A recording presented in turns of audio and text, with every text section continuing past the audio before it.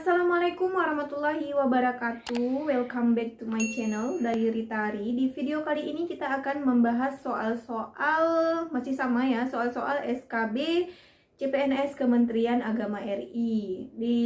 Sebenarnya lebih fokus ke praktek kerja, cuman ada beberapa soal wawancara yang lupa saya jabarkan di part 1. Tapi sebelumnya, bagi teman-teman yang belum subscribe, silahkan subscribe. Yang belum like, share, and comment, silahkan share, like, and comment. Tapi yang tidak mau subscribe juga tidak apa-apa, karena saya hanya berharap video abal-abal ini bisa membantu teman-teman untuk mendapatkan gambaran tentang soal-soal SKB CPNS Kementerian Agama RI. Walaupun kualitas videonya kurang, saya berharap esensinya tetap tersampaikan kepada teman-teman semuanya dan dapat bergabung menjadi keluarga besar Kementerian Agama RI tahun 2021. Amin amin ya rabbal alamin. Tanpa banyak bermukadimah, ini dia contoh soalnya. Celing. Pertanyaan-pertanyaan yang kemarin saya dapatkan di wawancara SKB Kementerian Agama RI itu sangat dilematis ya teman-teman. Misalnya seperti ini. Jika Indonesia berperang dengan negara Islam lainnya, maka siapakah yang kamu bela gitu? Itu kan mempertanyakan nasionalisme kita, mempertanyakan seberapa besar bela negara yang ada di dalam diri kita. Cuma kalau kita jawab kita akan membela Indonesia, itu artinya kita tidak mencintai saudara kita sesama Islam gitu. Sedangkan di dalam Islam itu dikatakan bahwa tidak dikatakan beriman seseorang jika dia tidak mencintai saudaranya sesama muslim seperti dia mencintai dirinya sendiri. Maka dari itu, tips dari saya adalah kita tidak perlu menjawab siapa yang akan kita bela. Tapi pertanyaan itu harus kita jawab dengan sangat diplomatis. Seperti misalnya kita kembalikan lagi, Indonesia itu adalah negara yang menjunjung tinggi persatuan dan kesatuan.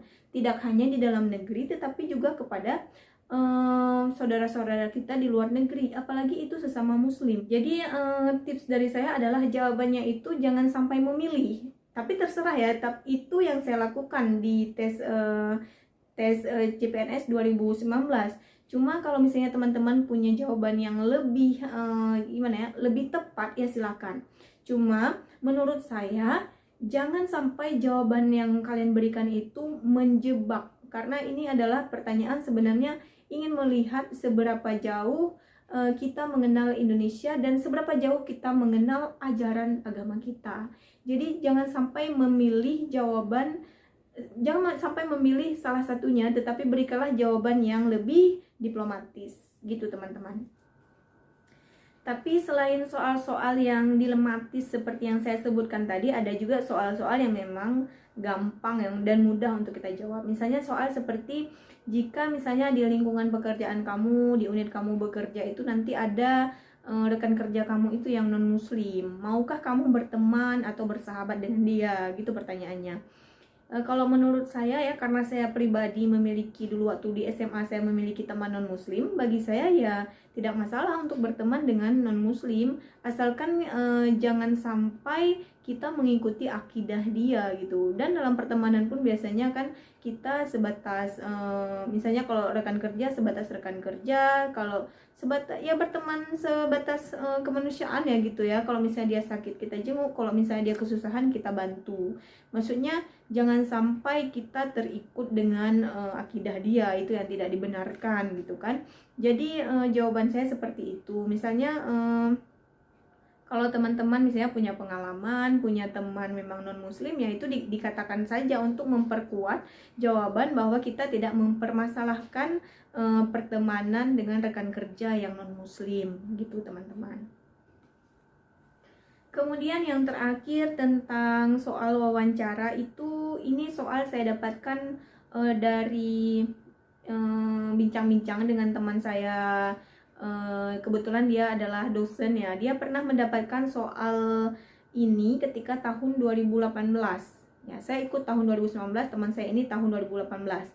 Sebagai gambaran aja untuk teman-teman yang lain bahwa ada juga yang menanyakan tentang misalnya seperti ini.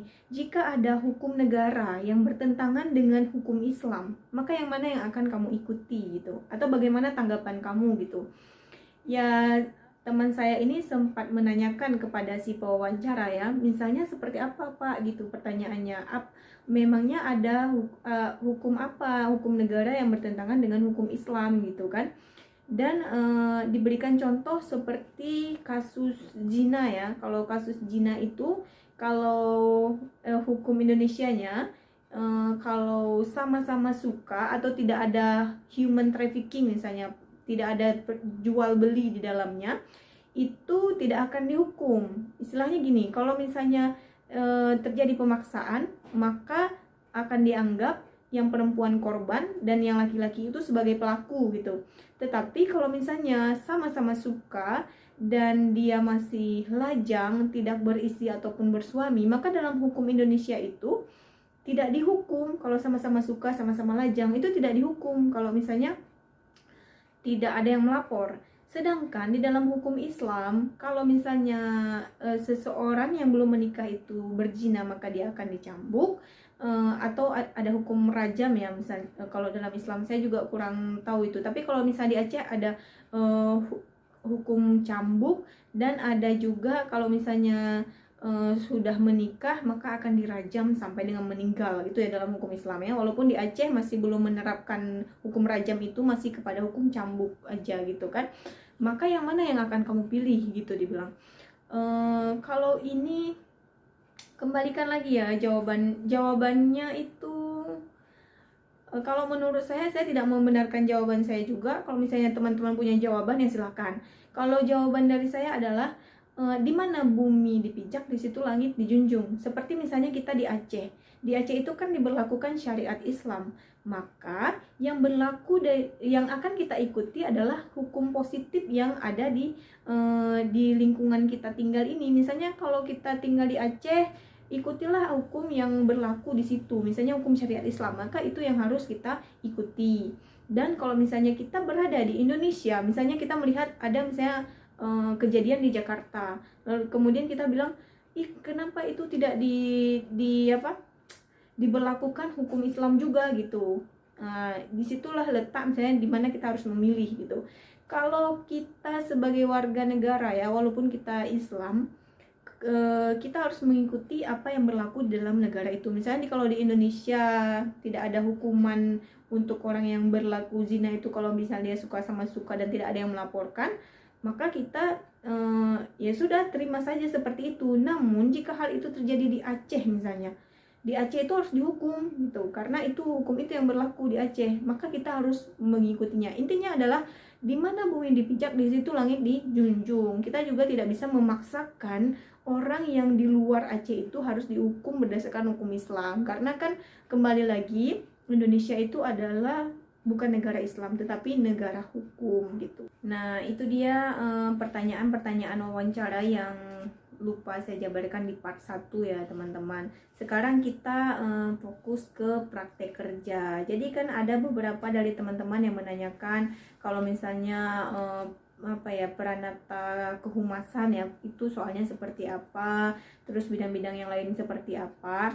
Cuma menurut pengalaman saya, praktek kerja ini soalnya itu lebih ke wawancara. Tapi bedanya dengan wawancara adalah yang ditanyakan itu terkait dengan formasi jabatan yang kita lamar. Misalnya saya melamar jabatan formasi pustakawan ahli pertama.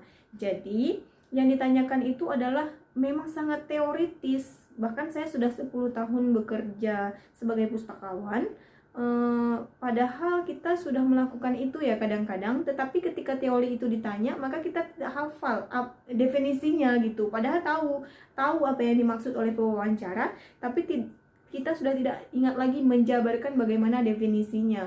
Jadi di sini teman-teman, jangan terjebak dengan judulnya ya, praktek kerja. Kita pikir praktek kerja itu adalah mempraktekkan pekerjaan kita sebagai misalnya apa jabatan yang kita lamar. Ternyata tidak seperti itu ya. Ini pengalaman sebelumnya. Kalau tahun ini berbeda saya kurang tahu juga. Cuman pengalaman-pengalaman di tahun-tahun sebelumnya, ternyata yang ditanyakan di praktek kerja itu lebih ke teoritis. Misalnya ada juga teman-teman saya dari kalangan dosen dan guru, ada yang diminta untuk mempraktekkan bagaimana cara mengajar, Tetapi ada juga yang sama sekali tidak diminta untuk melakukan itu, malah ditanyakan itu tentang misalnya bagaimana cara menyusun RPS itu untuk dosen, dan bagaimana cara menyusun RPP untuk guru, apa prosedur yang harus dilalui untuk menyusun sebuah RPS gitu. Pertanyaan-pertanyaan terkait yang seperti itu ya, lebih ke misalnya pertanyaannya, kalau guru dan dosen itu kan mengajar, misalnya pertemuan pertama itu kan kita belum mengenal siapa murid atau mahasiswa kita. Jadi si pewawancara ini akan menanyakan apa yang akan kamu lakukan untuk mencairkan suasana, apa yang akan kamu lakukan untuk menimbulkan keakraban antara guru dan murid atau mahasiswa dan dosen. Lebih arahnya ke pertanyaan-pertanyaan seperti itu. Dan ada ditanyakan juga misalnya jika di dalam ruangan itu, di ruangan kelas itu ada siswa atau mahasiswa itu yang saudara kamu gitu, sepupu atau adik lah gitu, bagaimana objektivitas kamu dalam memberikan nilai. Nah, itu juga ditanyakan. Untuk jawabannya ya teman-teman bisa cari ya, karena saya bukan backgroundnya dosen atau guru, mungkin saya tidak tahu. Jadi teman-teman jangan sampai terjebak dengan judulnya ya, praktek kerja. Jadi kita pikir nanti kita akan diminta untuk mempraktekkan bagaimana cara mengerjakan tugas-tugas dari jabatan yang kita lamar. Tidak seperti itu ya teman-teman, walaupun ada beberapa rekan-rekan yang dari dosen dan guru ada yang diminta untuk mempraktekkan cara mengajar. Cuman sebagian besarnya itu adalah lebih ke teoritis. Misalnya seperti bagaimana cara menyusun RPS atau RPP yang baik gitu. Langkah-langkah apa saja yang harus kita lakukan dalam menyusun RPS ini gitu. Dan apa saja isi dari RPS itu. Lebih ke teori ya. Kalau misalnya kita tidak memiliki pengalaman bekerja sebagai seorang dosen atau guru, maka kita tidak akan tahu bagaimana cara menyusun RPS atau RPP. Nanti pewawancara ini ya perlu kalian ketahui bahwa nanti sistemnya sama seperti wawancara, akan ada 2 orang penanya dan pertanyaan yang diajukan itu sekitar 15 atau 20 soal dalam waktu 30 menit. Dan kita harus menjawabnya secara cepat ya. Itu pengalaman karena tahun lalu menggunakan Zoom ya. Tahun ini saya kurang tahu apakah secara langsung wawancara atau praktek kerjanya, atau seperti tahun lalu menggunakan aplikasi Zoom. Jadi untuk teman-teman dari yang melamar formasi dosen, itu memang terkait dengan jabatan yang dilamar ya. Seperti misalnya tujuan pembelajaran itu seperti apa, aspek-aspek penilaiannya seperti apa, metode pembelajaran, terus capaian pembelajaran, teknik mengajar, lebih ke pertanyaan-pertanyaan yang seperti itu. Tapi kan kalau di praktek kerja ini untuk misalnya formasi yang lain, misalnya seperti Pranata Kehumasan, Pranata Komputer, itu saran saya misalnya jabatan yang kalian lamar itu sesuai dengan kualifikasi pendidikan yang kalian tempuh pada saat kuliah.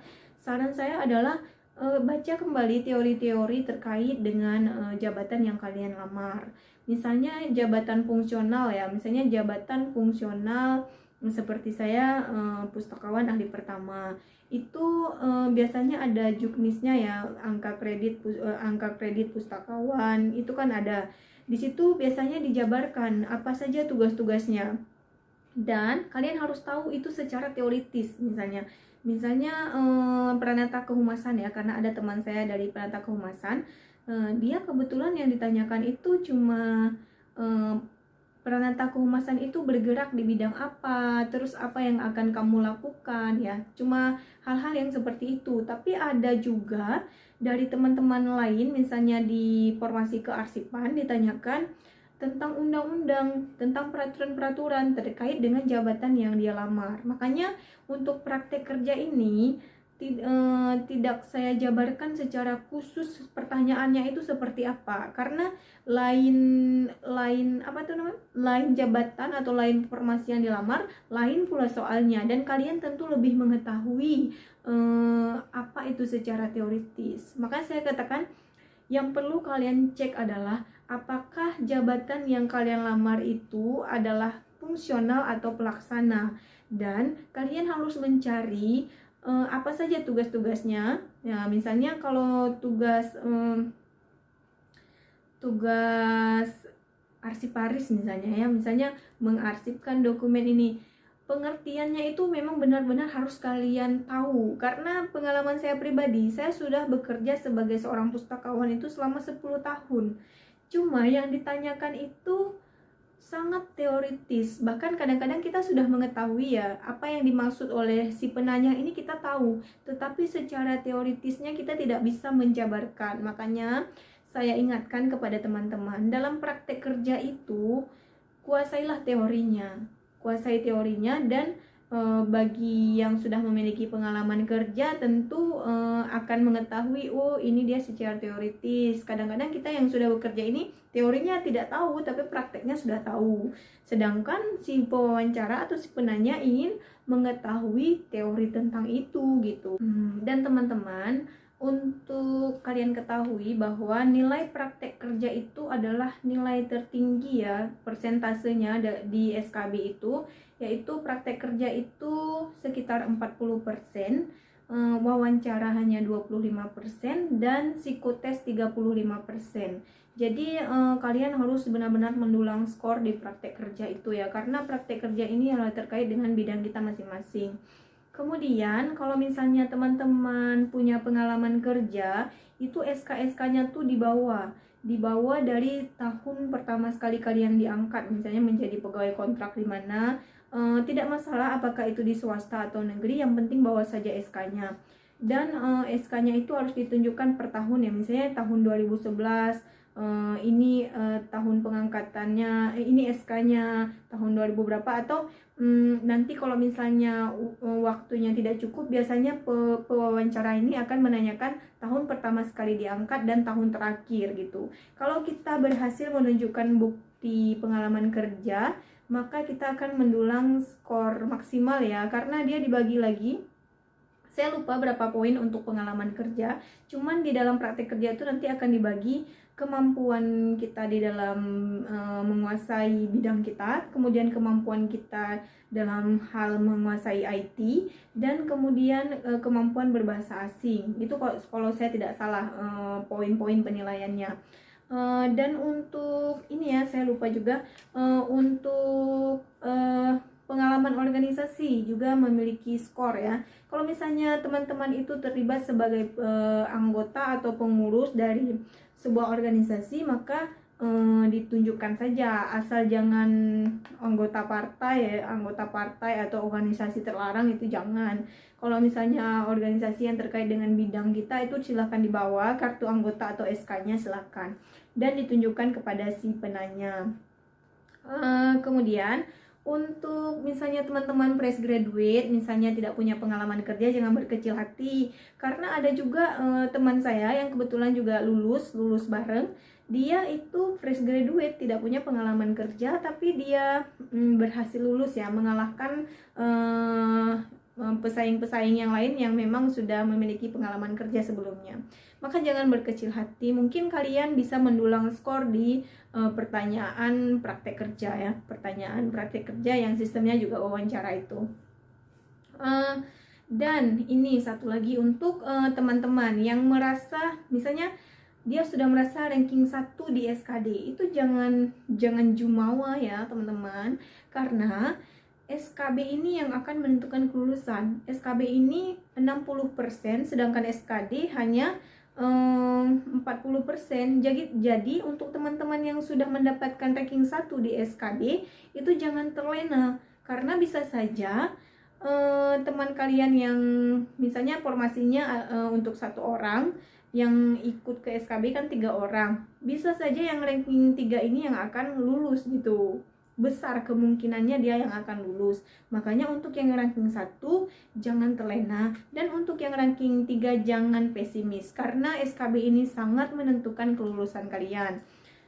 Di samping usaha dan doa, minta doa dari kedua orang tua ya. Pengalaman saya itu setiap hari orang tua saya ingatin, "Mak, doakan Tari lulus, Mak." Sampai orang tua saya tuh setiap hari Mama doakan, gitu jawab.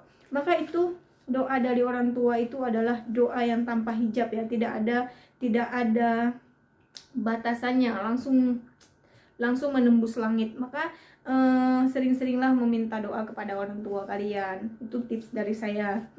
Tadi kan saya sudah menyebutkan bahwa ada beberapa kriteria penilaian yang terkait praktek kerja ini. Salah satunya tadi ada penguasaan IT, penguasaan bidang, kemudian penguasaan bahasa asing gitu kan, terus pengalaman kerja dan lain sebagainya. Terkait dengan penguasaan IT ini itu tergantung dengan balik lagi tergantung kepada formasi masing-masing. Misalnya kalau kalian di formasi tentang apa ya, analis keuangan atau apa, kalian harus mengenal ya biasanya aplikasi apa yang digunakan, karena si penanya ini akan mengkonfirmasi kepada kita apakah kita bisa mengoperasionalkan aplikasi tersebut. Terus kalau kita bisa, seperti apa pengaplikasiannya. Terus dikonfirmasi juga apakah kita bisa melakukan instalasi sendiri atau tidak gitu. Ini ditanyakan kepada saya itu di terakhir wawancara praktek kerja ini ya. Dan kebetulan memang kalau di perpustakaan itu ada beberapa aplikasi ya yang digunakan, ada yang berbayar, ada juga yang open source yang bisa di-download secara gratis. Jadi teman-teman harus menguasai misalnya terkait formasi bidang yang kalian lamar, apakah itu menggunakan IT. Tapi saya pikir segala bidang sekarang menggunakan IT ya, itu yang harus kalian kuasai. Misalnya sekarang di era pandemi, mengajar aja kalau bagi kawan-kawan dosen menggunakan aplikasi Zoom atau Google Classroom gitu. Itu yang harus kita kuasai, maksudnya agar kita nanti tahu bagaimana cara penggunaannya dan bisa kita jelaskan. Istilahnya memang kita sudah tahu dan sudah menggunakan, dan bisa meyakinkan si penanya bahwa kita memang bisa dan kita memang menguasai IT gitu. Walaupun tidak seperti kawan-kawan dari peranata komputer ya, itu kan udah memang bidangnya gitu. Minimal kita tahulah cara mengoperasionalkan sistem informasi terkait dengan tugas kita gitu. Kemudian terkait dengan kemampuan bahasa asing. Ini kan kalau misalnya teman-teman misalnya kan tahu lah misalnya bahasa Inggris gitu, percakapan sehari-hari. Kalau misalnya ditanyakan kemampuan bahasa Inggrisnya bagaimana, ya jujur aja, kalau misalnya cuma mampu percakapan sehari-hari, katakan saya bisa Pak, Bu, tapi cuma percakapan sehari-hari. Karena nanti kalau misalnya kita jawab mampu, maka biasanya pada umumnya ya si penanya ini akan mengajak kita berbincang-bincang dalam bahasa Inggris kalau kita menjawabnya bahasa Inggris. Atau ada juga teman saya memang dia katakan dia menguasai bahasa Inggris, bahasa Arab, dan bahasa Prancis. Dan bukan kebetulan ya, qadarullah, memang udah takdir Allah, yang mewawancara ini juga menguasai bahasa Prancis. Jadi secara otomatis dia mengajak berbincang dengan menggunakan bahasa Prancis. Jadi kalau misalnya kita tidak bisa, itu jangan dikarang-karang menurut saya. Lebih baik kita jujur aja. Kalau misalnya ada juga saya ditanya, apakah kamu bisa berbicara bahasa Arab? Itu ditanyakan dalam bahasa Arab ya. Saya jawabnya ya, tidak, tapi saya menjawabnya lah dalam bahasa Arab gitu. Tapi saya bilang, tapi saya bisa memperkenalkan diri dalam bahasa Arab. Kemudian bahasa Inggris juga seperti itu. Tapi saya bisa percakapan sehari-hari. Tapi saya paham jika ada orang yang berbicara dalam bahasa Inggris. Katakan saja seperti itu. Misalnya kalian tidak bisa speaking, tapi kalau dalam listening kalian mampu, ya pokoknya jujur aja gitu. Dan insya Allah akan mendapatkan nilai. Mungkin ini saja yang bisa saya sharing pada teman-teman di video kali ini. Mudah-mudahan bisa memberikan gambaran secara umum bagaimana dan seperti apa praktek kerja SKB Kementerian Agama RI. Dan sekali lagi saya katakan, bagi teman-teman yang melamar jabatan atau formasi yang sesuai dengan kualifikasi pendidikannya itu sangat diuntungkan, karena pertanyaan dan soal-soal yang diajukan itu tidak jauh lari dari materi-materi yang telah dipelajari di bangku kuliah dulu. Jadi saran saya, buka lagi buku-bukunya dan updatean terkini mengenai jabatan yang kalian lamar. Mudah-mudahan semua yang menonton video ini bisa lulus dan bisa bermanfaat bagi kalian semuanya. Jangan lupa subscribe, like, share, and comment. Assalamualaikum warahmatullahi wabarakatuh.